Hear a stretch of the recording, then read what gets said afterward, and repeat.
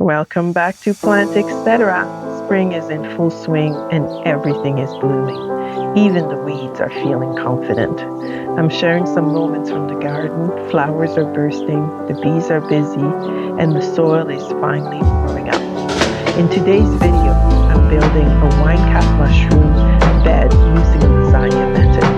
I'm sowing my potatoes and sharing some of the results at the end. Plus, I'm going to show you my no-smell Comfrey fertilizer.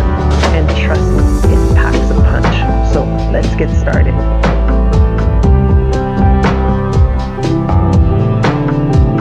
Growing wine cap mushrooms in the garden. Most people won't even know they can grow wine cap mushrooms. I am now showing you some of the wine caps that I've grown in the past in my garden.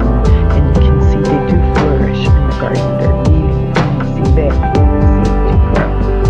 So I am rooting for you, and I'm here to say yes, we can do this. So I'm showing you here through the process. I'm going to put my mushroom caps this year close to the fruit tree, right at the front. I want to make sure that I don't miss out on any of them when they start to pop up. I usually used to put them in the back, and sometimes, honestly, I would just miss them. I wouldn't even see them there, and then all of a sudden, I notice, oh, here they are, mushrooms. So I'm just going to clean up that area, and I'm going to create kind of a little bed up in there for the bed to have the wine caps in there. So I'm using a lasagna method. The lasagna method is basically where you have different layers sandwiched between something else.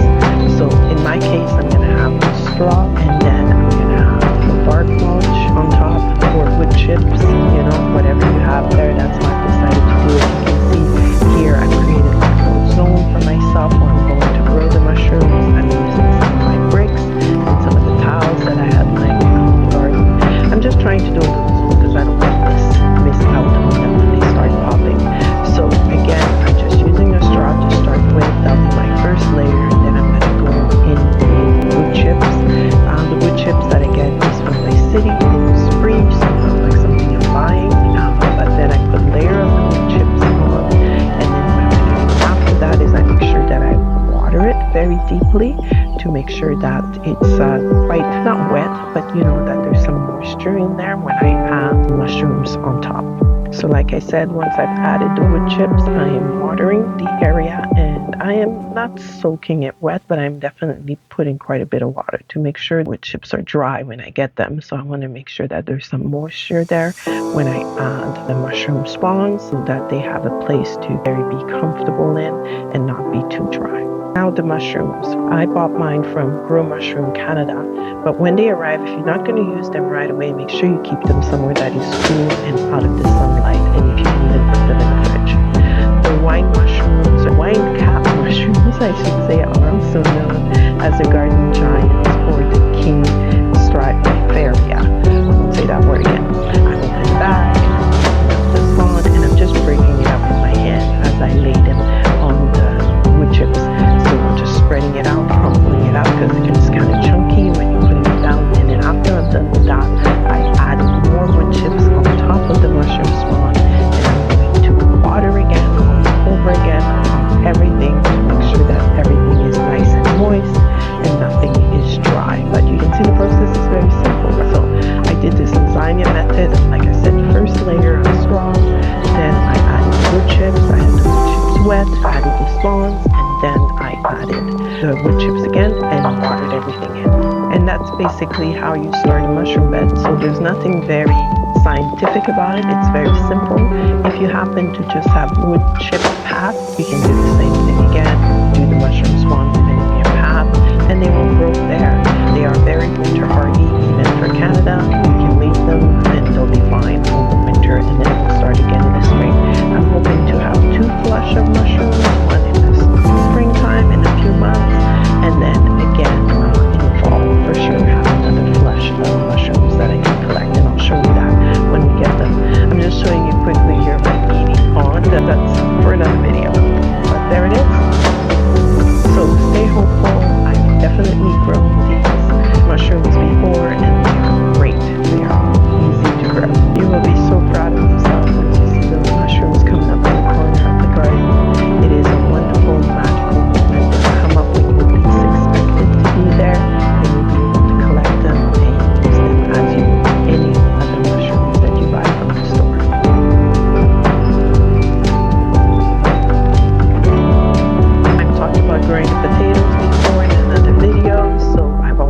ordered mine, and I got them from West Coast Seeds. So if you haven't ordered or purchased your seed potatoes yet, go get them. Here I'm showing you that I was sprouting my potatoes before I put them in the ground. It is a process that you have to do to ensure that your potatoes grow quite quickly.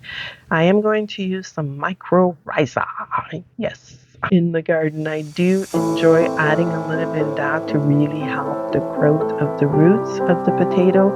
I am showing you the pack that I'm using here. It is for vegetables, for fruits, for anything. It is an inoculant. It's just a little powder that you add. It helps your roots really get developed. I'm using 2 tablespoons of it in a little cap. I'm going to put the potatoes down and then I'm going to spread some of that mycorrhiza down before I mount everything around the potatoes. Of course, your potatoes are developed from the roots, so here I am spreading the mycorrhiza around the potatoes.